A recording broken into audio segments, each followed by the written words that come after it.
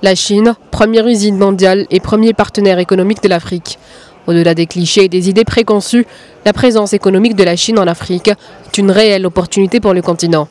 Le choix du Maroc pour accueillir cette deuxième édition du China Invest Forum n'est pas anodin. Le pays est un trait d'union entre l'Afrique et l'Europe, mais aussi un centre économique et financier stable. Comment donc aligner les exigences et attentes des Africains avec les intérêts des investisseurs chinois?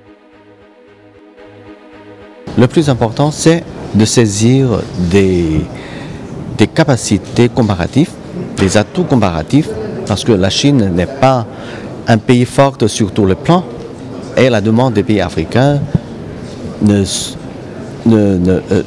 sont pas omniprésents. Et donc sur ce point-là, je crois que la Chine restera toujours un copain préférentiel pour les pays africains.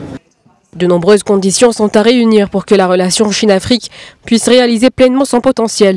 À travers ce forum, les participants tentent de créer une plateforme d'investissement, mais aussi un système gagnant-gagnant. Nous avons de belles perspectives de développement. La Chine a décidé de mettre 60 milliards de dollars dans l'investissement destiné au continent africain.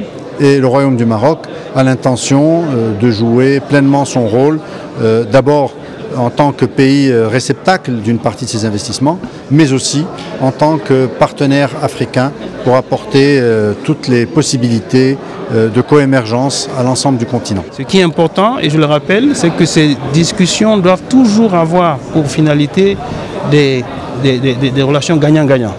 Toutes les parties doivent bénéficier donc de ces relations. Et je pense que nous, en Côte d'Ivoire, avec les investissements qui ont été faits, comme je l'ai dit, que ce soit dans l'électricité, dans les routes, dans les ports, dans les autoroutes, dans l'adduction d'eau, ce sont des investissements qui bénéficient à la Côte d'Ivoire. Les Chinois et les Africains partagent la même quête de développement.